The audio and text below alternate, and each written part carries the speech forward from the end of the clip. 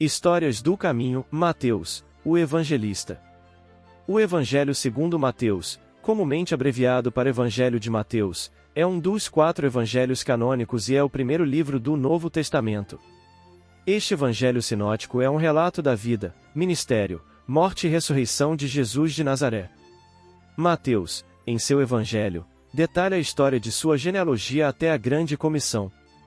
O Evangelho de Mateus está muito alinhado com o judaísmo do primeiro século, e tem sido associado aos evangelhos judaico-cristãos, ressalta como Jesus cumpriu as profecias judaicas. A vida de Mateus nos ensina várias lições, sendo a primeira que o convite de Jesus não depende de nosso passado ou reputação. Mesmo sendo um cobrador de impostos, Mateus foi escolhido para uma missão grandiosa. Sua prontidão em abandonar sua antiga vida para seguir Jesus nos desafia a confiarmos em Deus e a colocá-lo em primeiro lugar. Além disso, sua hospitalidade e desejo de compartilhar o Evangelho mostram como podemos influenciar positivamente outros com nossa fé. A transformação de Mateus é um lembrete poderoso de que ninguém está além do alcance da graça e do amor de Deus. O versículo 9 do capítulo 9 do Evangelho de Mateus diz: E Jesus, passando adiante dali, viu assentado na recebedoria um homem, chamado Mateus, e disse-lhe: Segue-me. E ele, levantando-se, o seguiu. O ministério de Mateus Levi.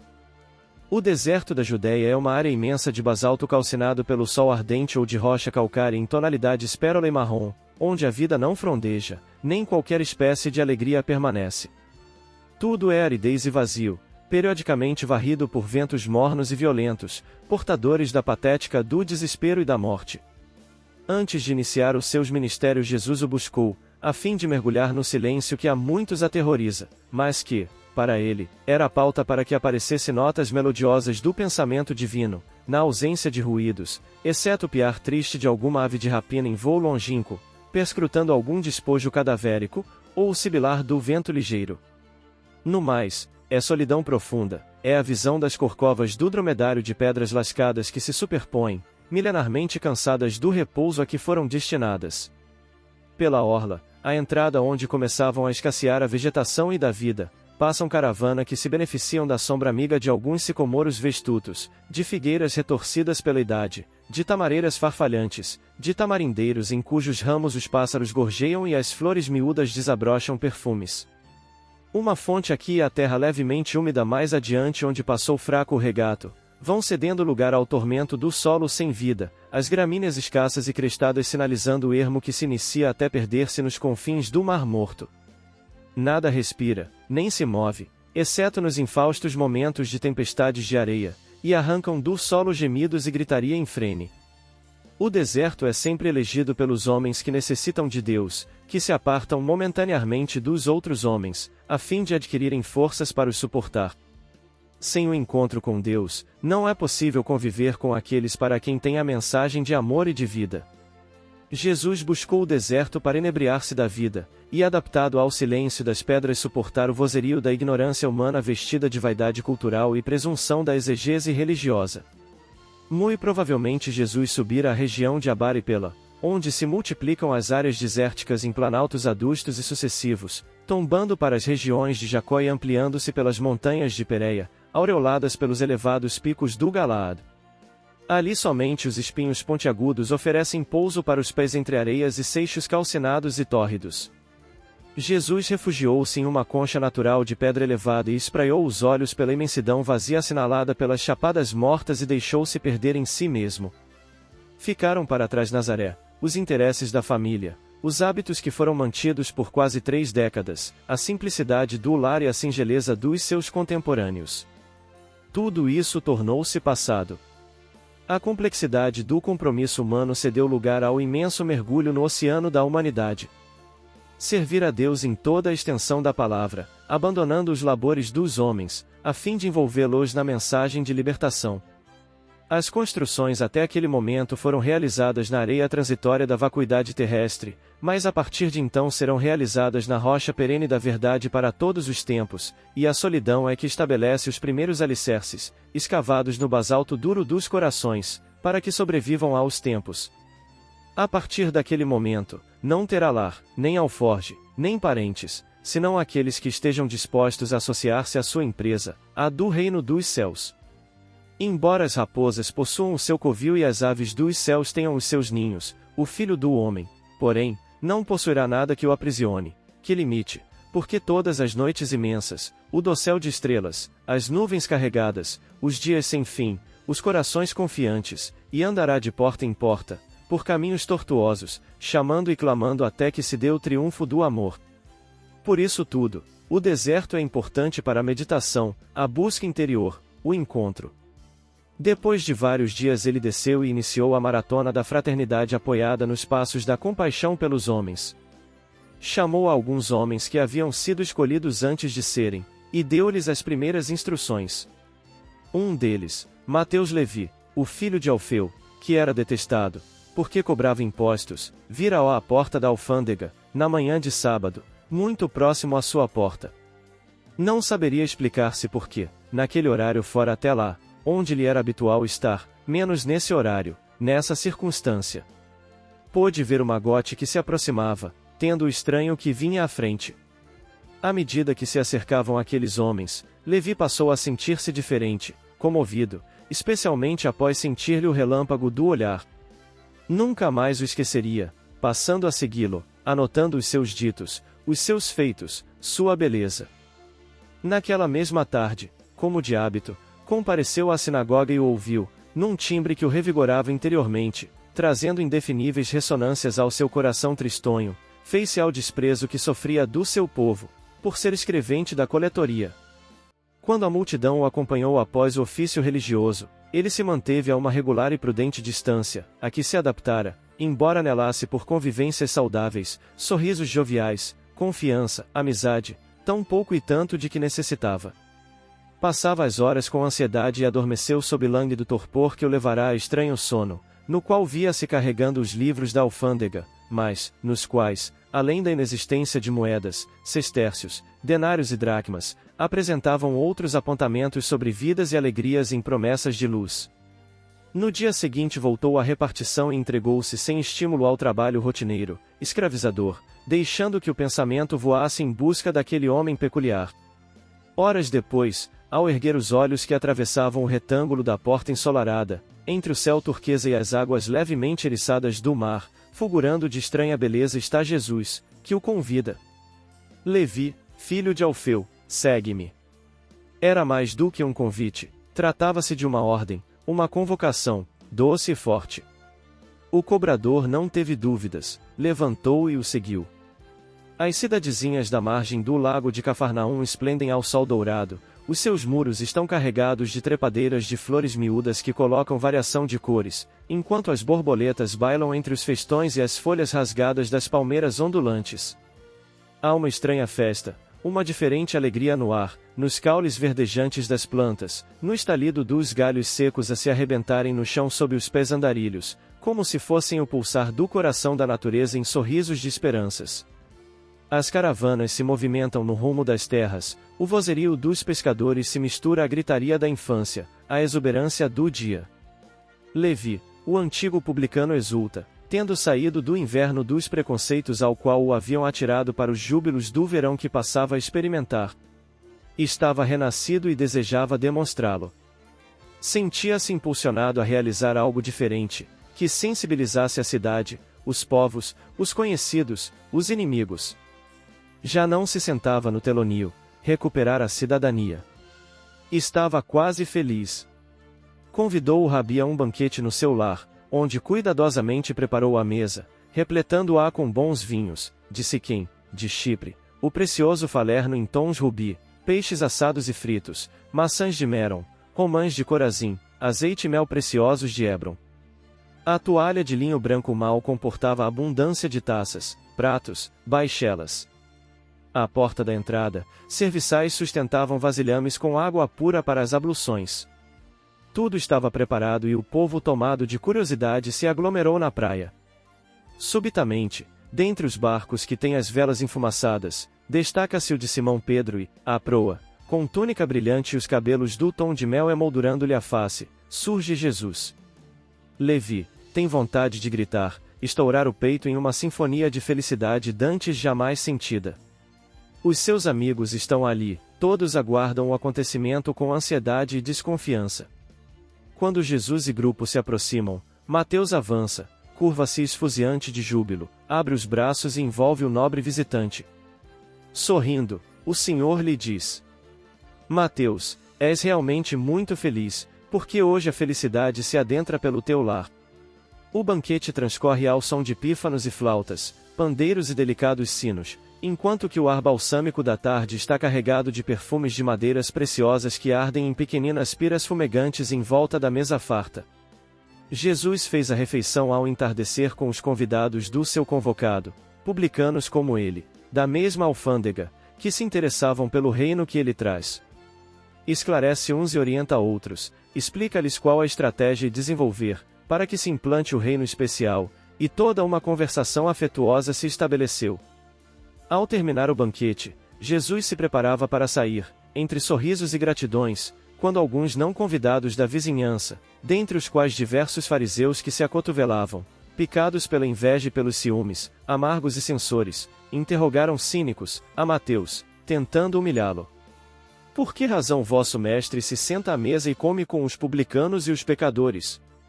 A presunção egocêntrica faz que pensem estar isentos de pecados, somente porque são formais, pusilânimes, o que já é um pecado, e conservadores de superadas e vazias tradições. Imperturbável, por conhecê-los interiormente, Jesus redarguiu: não necessitam de médicos os sãos, mas sim os doentes. A resposta verdadeira surpreende-os, desmascara-os, porque se sabem enfermos também, mas o desmedido orgulho os impedem de buscarem medicação. Assim são as criaturas humanas, presunçosas das suas pobres prerrogativas. Estão próximas da luz e evitam-na, sentem a presença da paz e recusam-na, experimentam o perfume da felicidade, mas impedem-se a harmonia. Doentes que também eram no seu farisaísmo os inquisidores, Jesus deixou-os aturdidos e foi-se, tranquilo, na direção da noite formosa. Mateus Levi mudará de atividade, encontrando sua real vocação, anotar almas para o banquete do Reino de Deus. Evangelho de Mateus, capítulo 9, versículos 10 a 13.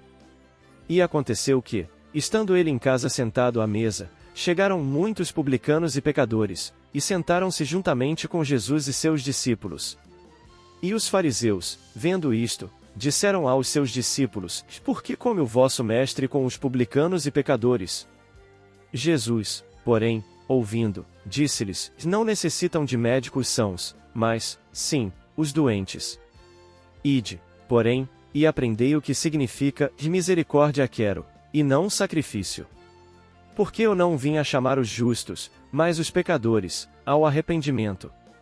A Mateus é atribuído o primeiro evangelho, escrito originariamente em aramaico, embora a versão que se conheça seja a da tradução grega, que se acredita, tenha sido feita pelo próprio autor.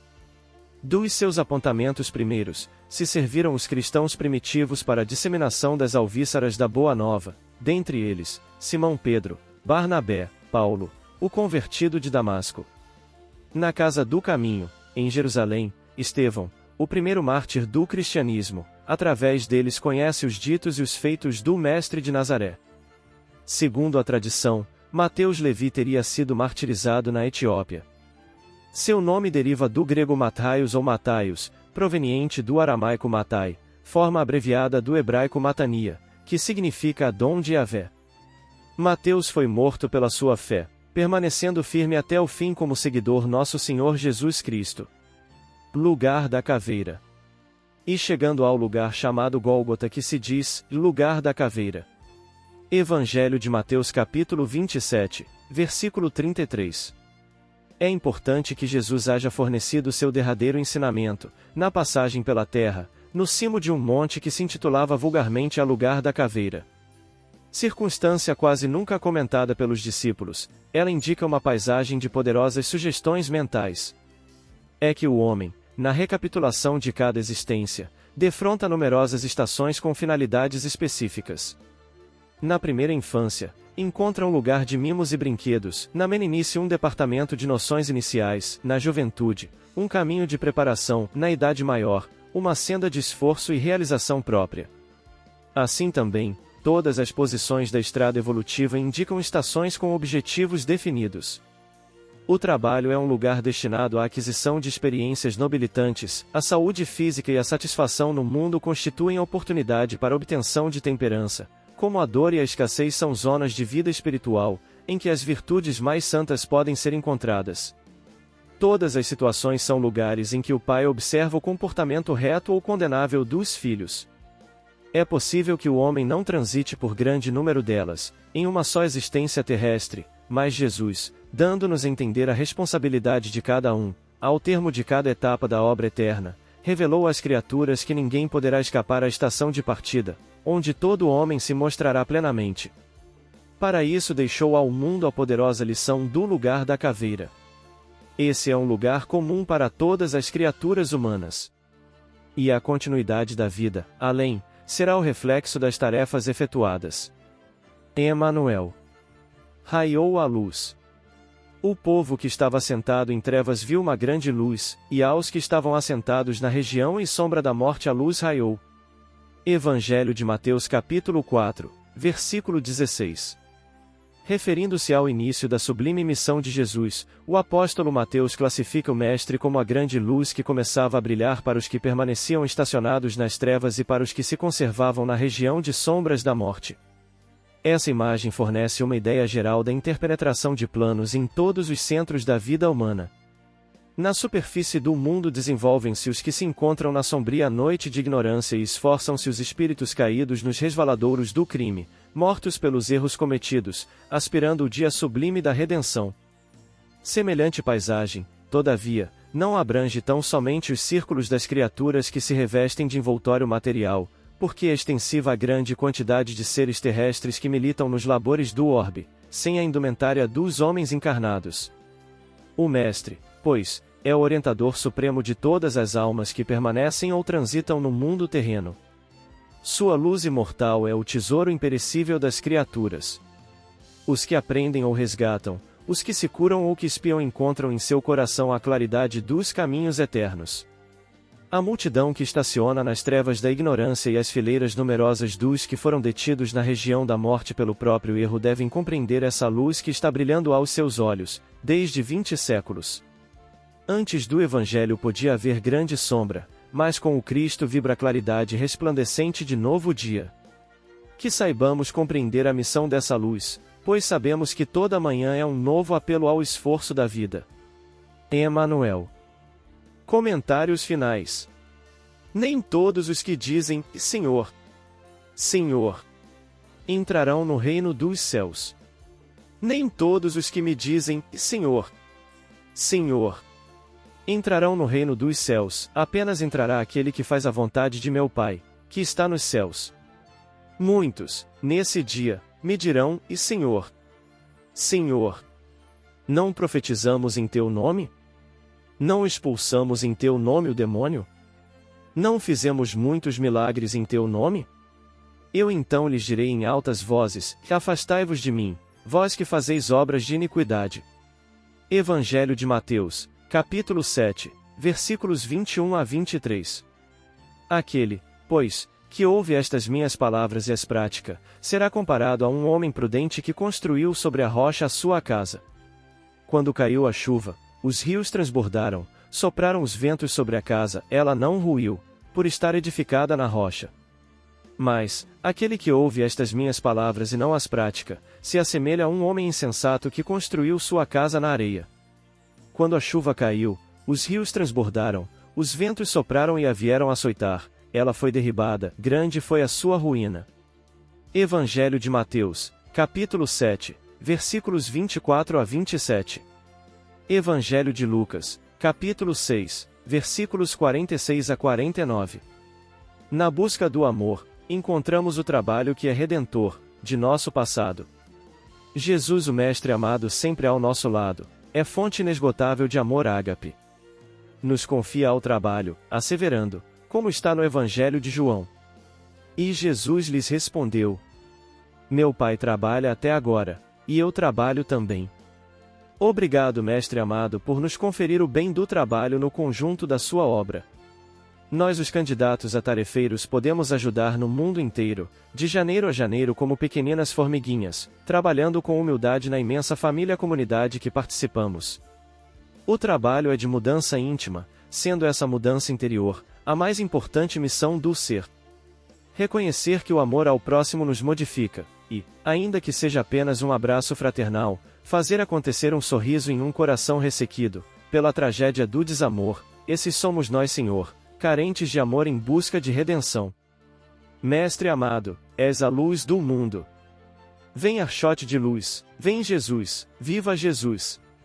Nascer, morrer, renascer ainda e progredir sempre, tal é a lei. Base bibliográfica. Evangelho de Mateus capítulo 9, versículo 9. Até o fim dos tempos. Pelo Espírito Amélia Rodrigues, médium Divaldo Pereira Franco. O Ministério de Mateus Levi. Evangelho de Mateus, capítulo 9, versículos 10 a 13. Levantar e seguir, pelo Espírito Emanuel, médium Francisco Cândido Xavier, capítulo 13. Lugar da caveira. Levantar e seguir, pelo Espírito Emanuel, médium Francisco Cândido Xavier, capítulo 4. Raiou a luz. O Evangelho segundo o Espiritismo. Capítulo 18. Muitos os chamados, poucos os escolhidos. Nem todos os que dizem, Senhor, Senhor, entrarão no reino dos céus. Evangelho de João, capítulo 5, versículo 17.